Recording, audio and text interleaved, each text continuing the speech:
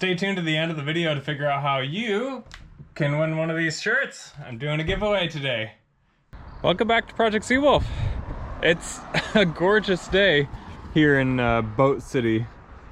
Some of my favorite boats have launched for the season, and I'm here in the yard. Finally found these, which are little slots for the doors, which would have been so handy in the winter. Man, not even a gap there. Wow, nice. Yep, and that just keeps the rain from going in, but still allows some light and some airflow. But man, that would have been handy in the winter. I'm getting ready to head out for a month offshore in California to go look for and research killer whales off the coast. And so at the end of the day today, I'm gonna have to take all my power tools and stuff off because of how easy my boat is to find. I know it's been a concern for some people. Today, we're gonna be looking at this chain plate in here. Yeah, and hopefully grinding that out. And then also, we're gonna be looking at the aft chain plate for the back stay. Right here. Also in kind of an H shape, so all that fiberglass is gonna get ground out.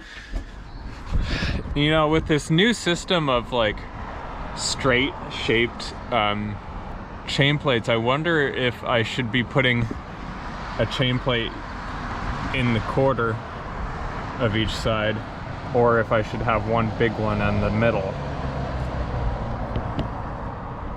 I'm gonna have to look at that system to see what would be best for that. Also, I would like to start making steps towards taking off the bowsprit, and once that's off, it'll get ground out and inspected for corrosion. I mean, this doesn't bode well. What you can see here, it's like this powdery white, which is not great. But I mean, up here on these plates, it's nice and shiny. So we'll see if we can fix that and seal things up again real nice. That's ultimately mostly why I'm taking the bowsprit off, is because I want to, well, if I were to hit a wave and it would want to bend the bowsprit up or break it, I want to make sure the bowsprit can take that kind of action. But also I want to reseal around the bottom here, because obviously there's some deck rot up forward that we found when we opened up these holes that the windlasses were on, or the windlass, and probably an older windlass. I don't know why you would put a block over a plate like that. It's gonna be a pain. Lots and lots and lots and lots of work to do. Better get started.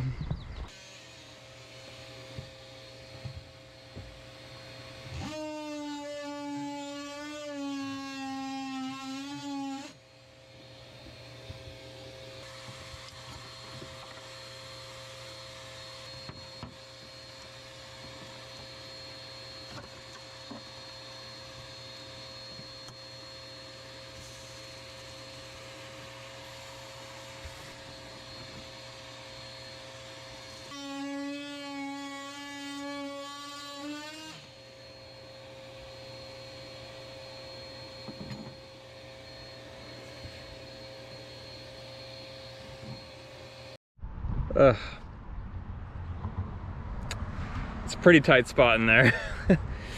Taking a break to check out the mountain. Mount Baker is visible from the San Juans. Nice big glacier topped mountain. I haven't climbed that one yet. Yep, I fit right in there. My legs fell asleep, so. Whew. Alright, got half of the big chunks done. Then I'm gonna do the other half of the big chunks and then grind out the rust. Okay, so I continued working on this and took out the tabbing, here, this is super thin fiberglass that tabs this bulkhead against the hull. I'm probably going to want to shore that up a bit, and then this chain plate continues over here in the main cabin, and yeah, so here's the end of it, the top part, and here's the end of the bottom part.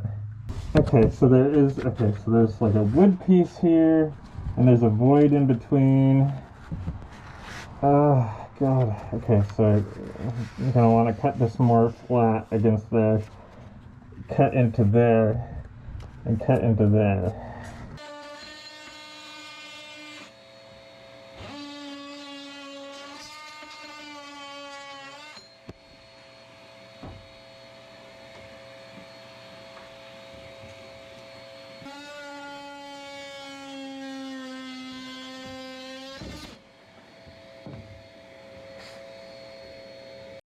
Okay, see what it looks like from this side. Yep, nice clear path forward here. For up here, it's gonna be really hard to cut this. How am I gonna cut that up here? I need it to like come up along the other side. Maybe a tiny Dremel disc or something. I don't. My God. All right, let's figure it out. So here we are in the in this closet with the old chain plate, and here's a little outlet for, I think, the black water, but there's a void up here, and in the void there's like loose pieces of wood, I guess. I don't know. I don't know where these even came from, or how you would. Okay. Is there any way I can get at this void? I mean, if I take this piece of wood off, presumably. What a weird thing. I think a lot of this closet was like aftermarket, so it's not really supposed to be here, but I like it. I'm gonna turn it into a closet again. It's perfect for the captain's quarters, but what a strange thing. It's just a gap here.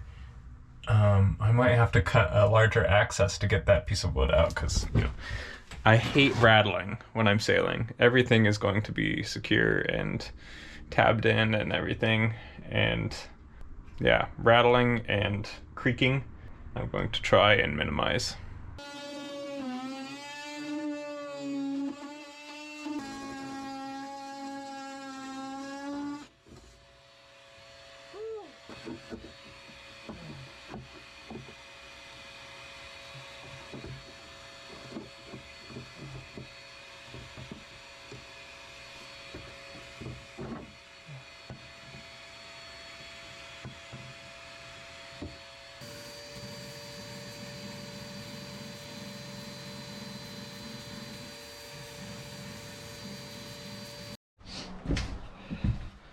Alright, so the grinding is going pretty well. Almost done with most of it, actually. That's awesome. Still haven't hit this side yet. And it doesn't look like the grinder really reaches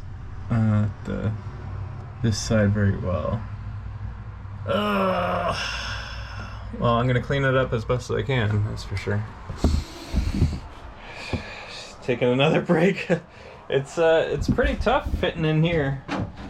I mean, I do, it's just my legs fall asleep. Let's finish off this chain plate. Perhaps also grind out just around the edges of this bobstay chain plate pull, and then let's have a little story time about the history of the boat, because I gotta drive 3 hours south and pick up the kids along the way and head back down to Olympia for the week. So yeah, let's get it done. By far the worst part. Getting in here. I'm trying to wedge myself enough to not get exhausted. Whew. I'm in the closet. Alright, here we go. Let's finish this thing.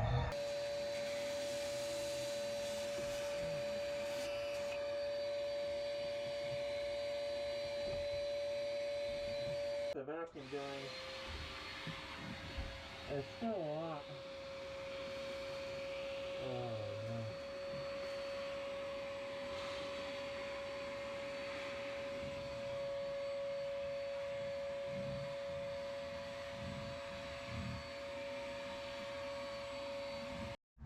no. Okay, I'm pretty happy with the how it looks in here right now. I'm gonna have to go back and touch up some areas, get this paint off around the work area, and then refiberglass many layers. But pretty happy with the way it looks. Ooh, there's a deep cut there I'm gonna have to work with too. Okay, very good. Let's go to the other side of the bulkhead.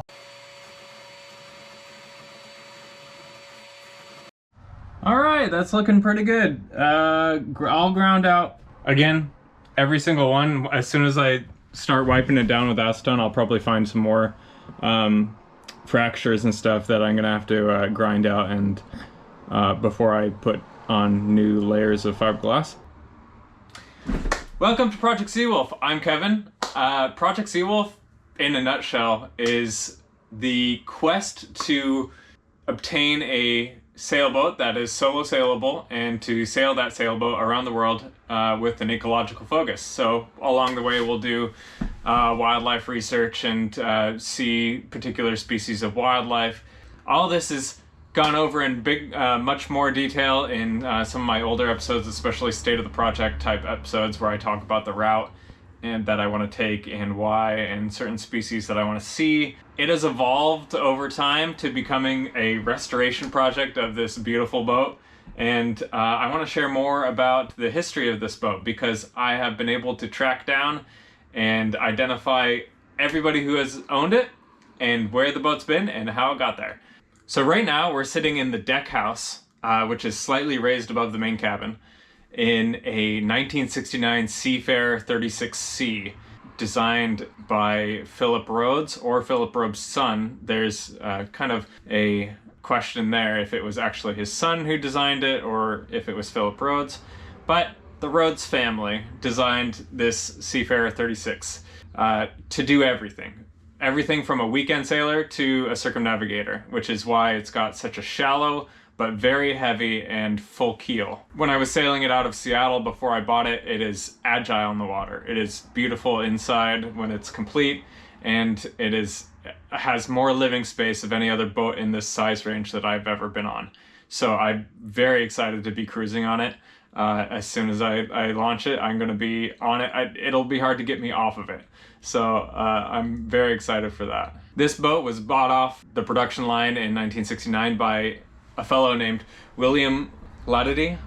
William Latity was actually a really cool guy. He did a lot of Antarctic mapping with photogrammetry. He was a big-time climber, and I was able to get in touch with his family through some old boat records. I found his name in the owner's manual, and I was able to get in touch with Kevin Latity, and he helped me piece together some of the history of the boat, and also told a lot of really great stories about sailing this boat, and shared a lot of pictures from the 70s of this boat in the water on the East Coast, particularly Maine, New York area. In 1975, the boat was bought by Sam Davidson in Seattle, and trucked across the country. So it didn't go through Panama. It was trucked across to get to the West Coast. Dr. Sam Davidson was OB-GYN, an OB-GYN doctor in Seattle. He became quite influential and founded a few of the art galleries in Seattle and Bainbridge, I think. One of the islands here, there's also a Davidson Gallery. So the Davidson Gallery was founded by Sam Davidson and his family, still run it. I was able to get in touch with them as well. How I found them was a little more of a trick. So I found one letter that was addressed to an address in Seattle that was dated to a time when I didn't know. It was before the 2000s, and I had no idea who had this boat after the Lauderdale family, but it was addressed to Dr. Davidson. And so I looked around in online for the Davidson family, and I found a obituary for Sam Davidson's wife, Dr. Davidson's wife, and I was able to contact the gallery, and the person running the front desk at the gallery was Dr. Sam Davidson's son. And there you go. I was able to track that down. And I mean, I should have known in advance because one of Dr. Davidson's children watch this channel, and they mentioned that this boat looked exactly like their dad's boat because it was their dad's boat. And so this boat apparently has been to Tofino many times. Dr. Davidson had it from 1975 to 2007 at the same slip in Shilshole Marina that I bought it from. There's some old pictures of this boat at Shilshole, I believe, that date to that time. But this boat was taken to Tofino on Vancouver Island, up in the Gulf Islands, and even all the way out to Haida Gwaii, which is amazing. In the comment that Sam Davidson's son made on my channel, he mentioned that this boat had a hard time in following seas. So that's something that I'm gonna have to look into when I start doing test sales of the boat. See if I can find a good strategy for difficult following seas.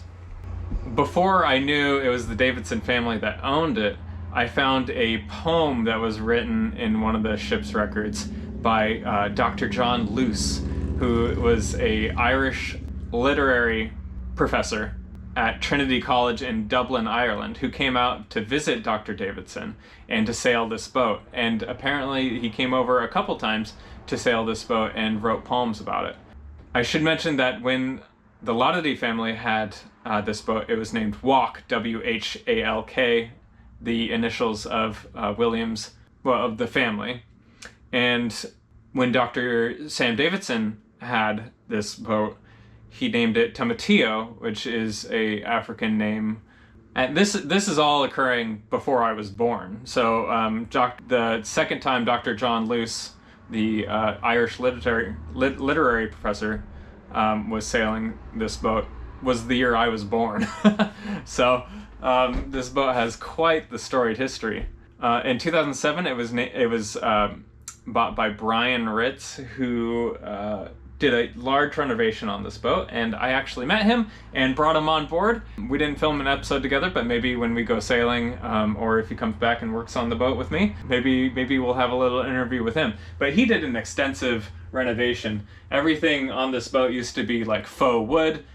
He painted a lot of it white and had a lot of the wood trim work done, which I'm sure was very painful for him to see that I've torn out a lot of it. Brian took this boat up to the Gulf Islands and sailed it out of Seattle quite a bit, again out of Shilshole Marina. In 2018, Brian sold it to Kyle Vaughn, who had it for a few years, used it as like in a floating apartment until I bought it in 2022. And now we're in the middle of a multi-year haul out. I think it's probably going to take, I think it's probably going to be a 3-year haul out, because I bought it in October 2022.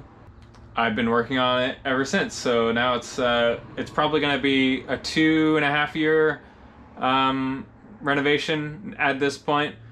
Partially because I had children, and now my time is very much so divided. But I love my kids, and every day I come out here, I think about how much fun they're gonna have on this boat and how it's just gonna be their big playpen, and how I'm gonna show them the water like I never had growing up and take them all over the world, I hope. And I mean, it's perfect. I had twins, and it has twin deck house bunks. So, and apparently the Latati family also has twins, so they also use twin bunks. And it was just perfect for both of our families. I am renaming this boat Seawolf. I decided that before I read the Jack London book, and before I knew the Jack London book even existed. I studied marine mammals in my master's degree, and have since fallen in love with marine mammals and continued my research. Could do a PhD, but that might get in the way of sailing around the world. So I'd rather sail around the world than do a PhD right now. All that being said, if money was no thing, I'd probably do a PhD and sail around the world, no problem. But the name Seawolf comes from the name for pinnipeds in South America, Lobos del Mar, wolves of the sea, sea wolves, and also a native nickname for killer whales, being wolves of the sea, because they believed as a pack of wolves entered the water, they turned into killer whales and hunted like wolves. And I thought that was beautiful, and so I named it Seawolf. And then I found out there's a really famous Jack London book named Seawolf, the Seawolf, and there's a whole bunch of other boats named Seawolf, which is not great, but I'm sticking to it because it's still the marine mammal focus that I want. I'm still trying to get pictures from the Davidson family and Brian Ritz of this boat through time, but for now I just have pictures from the Latati family. So that's the entire history of my boat. I think it's a beautiful boat. Has a really deep history, a lot of similarities between the past owners and myself, and I believe it's going to be capable of doing everything that I want it to do when I have it all equipped and finished and solid. It'll be a great boat. I believe in it. So for the t-shirt giveaway, probably not the V-neck version, but a regular version, I'm going to give away one of these t-shirts. I'm going to give it to a random person who comments. So leave a comment on this video, and I will go down the list, and I will totally randomize it, and I will just pick a random person and reach out to them and send them a shirt if they want one, and if not, then next person, until somebody takes a shirt. If you're in the area, I'll hand deliver it to you. So that would be great. I love meeting people who watch my videos. Sometimes I see them at the grocery store, sometimes I see them on docks. They recognize me, they recognize my voice. It's pretty fun, and I can't wait to be out on the water and wrapped up with some of you guys too. I know it doesn't look like I'm much of a sailor right now, but I sailed my old Newport 27, a 1977 Newport 27, a lot. I sailed it for my thesis, looking for and counting and mapping out all the marine mammals in the southern Puget Sound. That took a year of sailing. And then after that, I started the YouTube channel and went up to the San Juans, had a great time there. Those are some of the first episodes on this channel. And yeah, I knew I wanted a boat that was more capable for the open ocean, so that's why I got this boat. And I wanted to do something fun with it, so I took out the diesel and I'm putting in electric. So that's that whole thing is going to be a very interesting part of this channel. Going electric, having a wildlife focus, staying and really experiencing places culturally, doing it all with kids, sailing around the world. There's so much to look forward to on this channel. So hit that subscribe button if you haven't. Give this video a like, and I'll see you in 2 weeks. And for that episode, we'll be talking about the research I want to do on this boat, which is finding really rare marine mammals, finding killer whales, mapping out killer whales that we know very little about. If you want to read more about the killer whale research that Josh and I do, I'll leave some links to those research articles. And yeah, we'll be in Monterey for a whole month.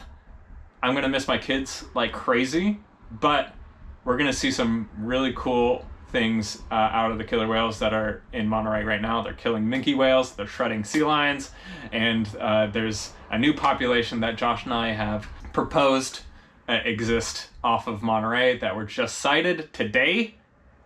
Amazing. So yeah, stay tuned, and I'll see you in the next episode. Because my boat's relatively easy to find and I'm putting all this out there, I have to take all my tools off, so so that nobody thinks that they're gonna get any.